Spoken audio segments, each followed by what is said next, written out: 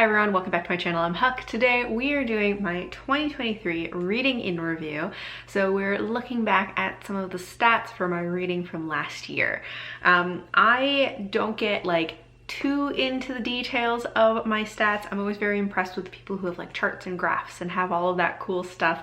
But that's not really how I do my reading and review. I definitely have some, stats to share with you, but we're gonna keep it fairly high level, I think.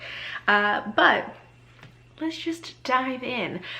In 2023, I read 78 books, which seems to be my good average for me when I am focusing on reading, making an effort to make time for it, but not pushing myself to read an amount that just feels like too much for me. So somewhere between 70 to 80 is usually a good number for me. I got 78, which is great. In general, I feel pretty positively about my reading from 2023. I did a lot of rereading, which we'll get to in a little while. My average star rating was 3.93, which is very similar to last year. Last year's was 3.95, so essentially the same, almost a 4-star average, which I'm pretty happy with. For a long time, my average was 3.2 or 3.3 or something like that. But I think that in the last couple of years, I have really made an effort to just focus on the things that I want to read, that I'm most excited about. In terms of the frequency of my ratings, I had one star, which is the one book that I hated. I didn't have any 2 or 2.5 stars. I had 7 3 stars, 16 3.5 stars, 22 4 stars, 9 4.5 stars, and 9 5 stars. If you notice that those numbers do not exactly add up to 78, that is correct. I don't rate every single book that I read. I don't rate especially poetry or nonfiction. And sometimes I don't rate graphic novels. That I'm not super consistent with. So it doesn't exactly add up to 78 because not everything has a rating.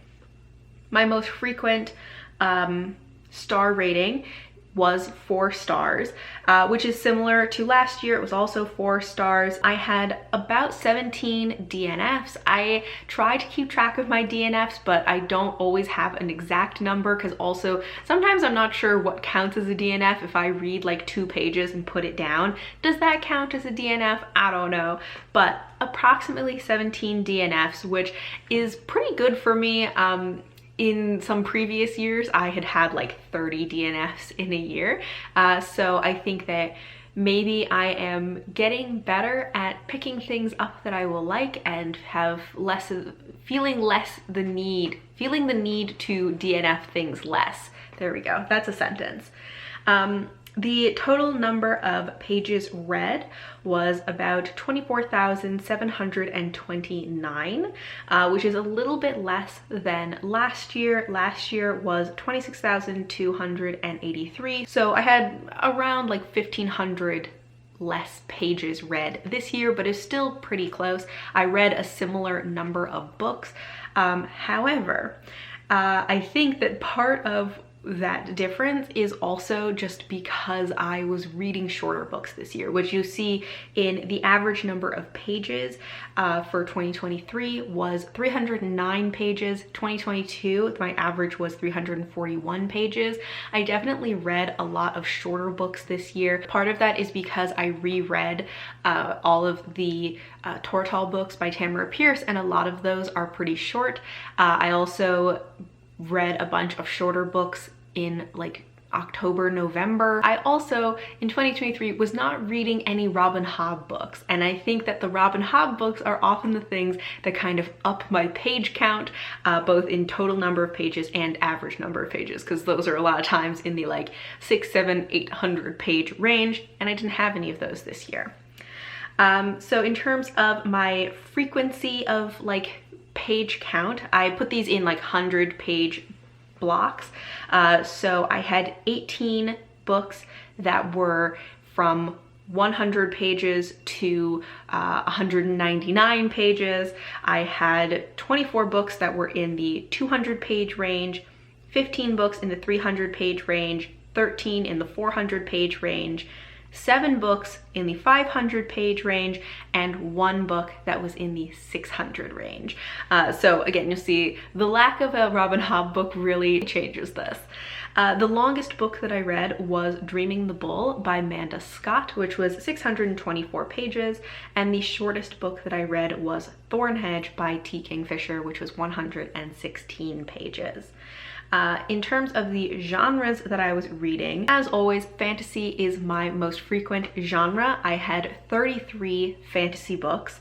I read 9 sci-fi books, which is a lot more than I had read the previous year, which was one of my intentions for the year. I had wanted to read more sci-fi than I did in 2022, which in 2022 I read 1 sci-fi book. So reading 9 is way more than I had read the previous year.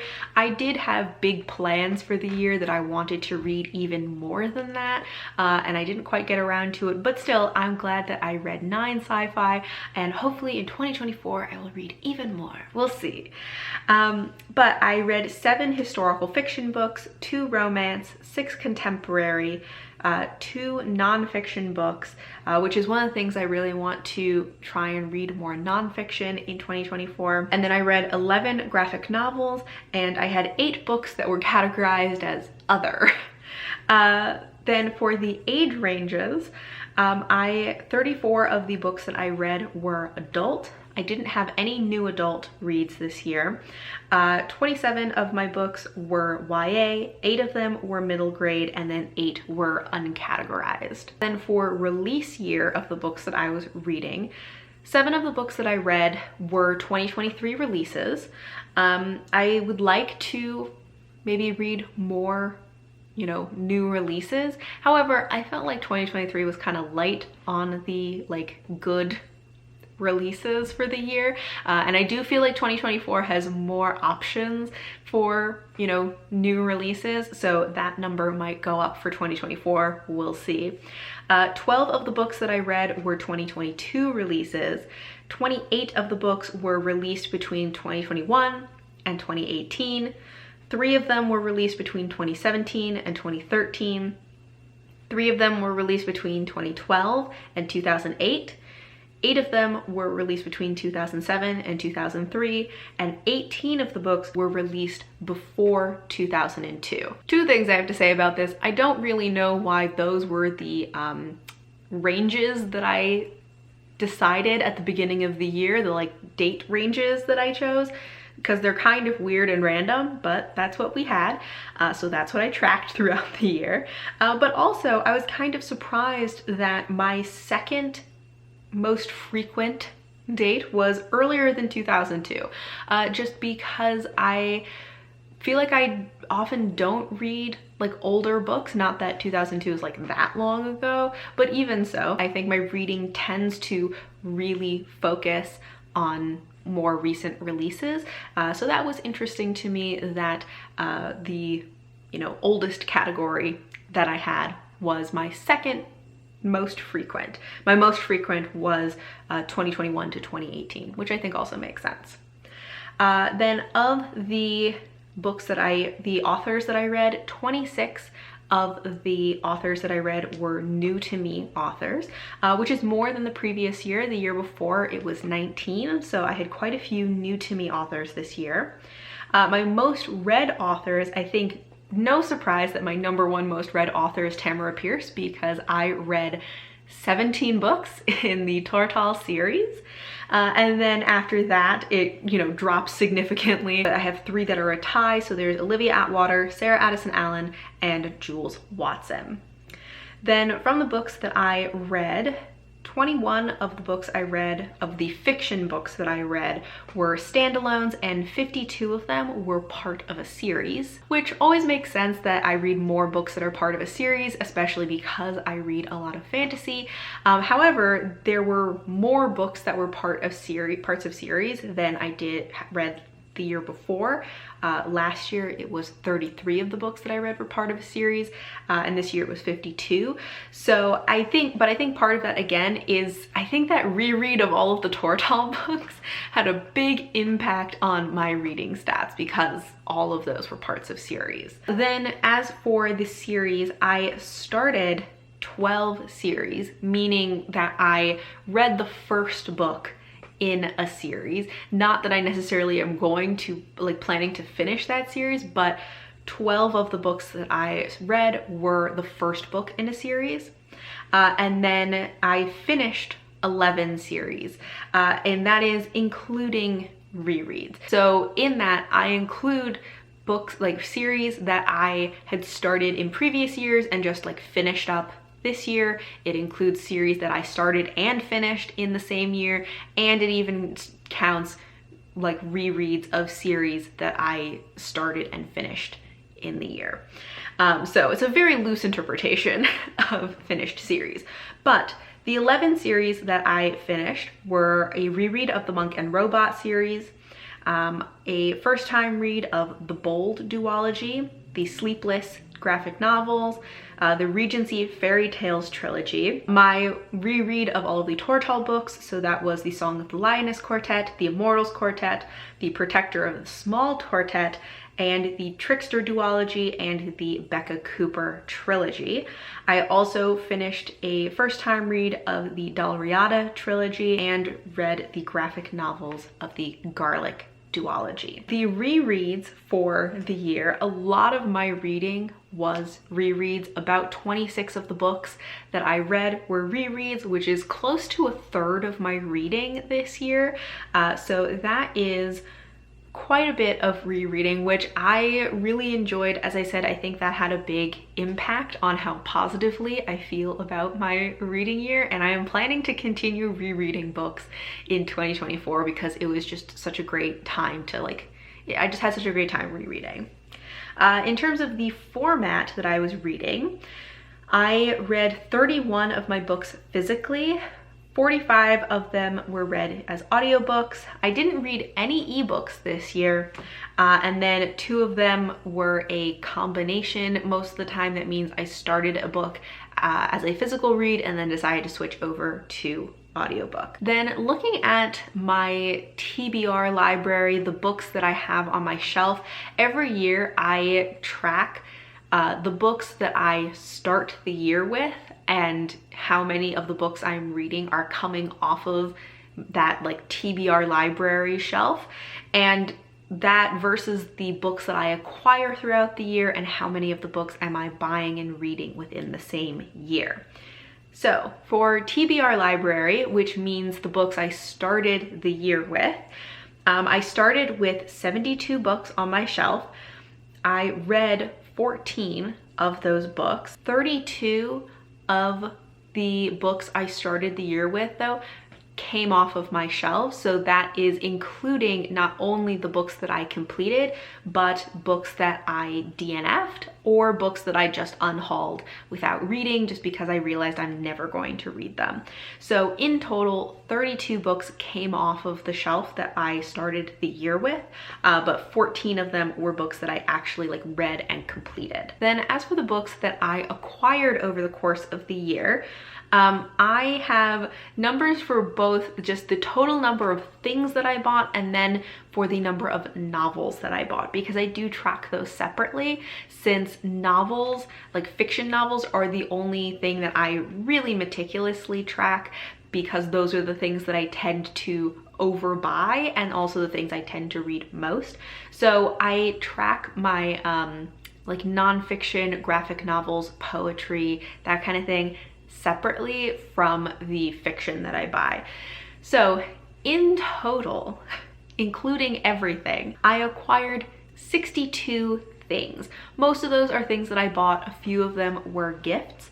And on those 62 things, I did track my spending, and I spent approximately $833 over the course of the year. Of the 62 things that I acquired, 32 of those were fiction novels. And so those are things that are going to go onto my TBR and things that I am really tracking. Now, that number also matters to me because one of my intentions or plans for the year in 2023 was that I wanted to buy less than 50 books, specifically meaning fiction novels. And I bought or acquired 32. So I accomplished that, which I am very pleased with. Of the 32 fiction novels that I acquired over the course of the year, I read 8 of them within that same year, which is not that many, and I kind of wish that I had read more. I really would like to focus more on not just buying fewer books, but focusing on buying things that I am intending to read soon. Not preemptively buying something because I might want it at some point, but really focusing on something because I want to read it now, so I'm going to buy it now and read it almost immediately. Of course, there are going to be exceptions to that, especially when it comes to things that are new releases that I'm anticipating because I want to support authors by pre-ordering books. So those are a little bit of a different situation, but I would like a larger portion of the books that I buy to be things that I'm planning to read soon or almost immediately, so that at the end of 2024, I will have a better percentage of those newly acquired books be read. So that means though that 24 of the books that I acquired in 2023 are going to go onto my TBR that I am starting 2024 with. So my new, TBR library that I'm starting the year with is going to have 24 new books. So that means I think I'm starting with 64. I didn't write this one down, but I think I'm starting the year this year with 64 books or fiction books on my TBR. And then the last thing that I wanted to talk about was my top 10 TBR for 2023 and did I read it? And I am happy to report that yes, I did read my top 10 TBR, and I'm very happy about that because I think this might be the first time that I have actually gotten to every book on my top 10 TBR for the year. Now, I did have a couple of DNFs, but I am still counting it as a win because I got to the book, I made a decision about the book, and it still counts in my mind. We're gonna go through my top 10 TBR, which are loosely ranked. So we'll start with my DNFs, then there are a bunch in the middle that are kind of loosely ranked, and then I have my top 2 from this TBR. So my 2 DNFs for the year, the first one was City of Night by Michelle West. This is the second book in the House Wars series, I think. I read quite a good chunk of this second book and decided I just didn't really like the direction that the series was going. It didn't focus enough on the characters for me. Then my other DNF, this one is more of a soft DNF. I think I might come back to it at some point, but it was The Grace of Kings by Ken Liu. Another one that I read a pretty good chunk of it. I think I got at least 100 pages in, maybe more. And I just didn't really feel connected to any of the characters, and for me, I started reading this right before I hit a reading slump at the earlier in the year, and then I just never really came back to it. So I do think that this one has potential that I might come back to it at some point, so it's a soft DNF, but it was definitely not one I was going to finish in 2023, and I'm not sure how much of a priority it will be for me in the future. Okay, so those were my 2 DNFs. Then, as I said, there are a bunch kind of in the middle that are loosely ranked. So next up is Forestborn by Elaine Audrey Becker, which I gave 3.5 stars. The Warrior's Apprentice by Lois McMaster Bujold, which I also gave 3.5 stars. Dreaming the Bull by Amanda Scott, which I gave 3 stars. The Genesis of Misery by Neon Yang, which I gave 3.5 stars. The Widow Queen by Elżbieta Czerzinska, which I gave 3.5 stars.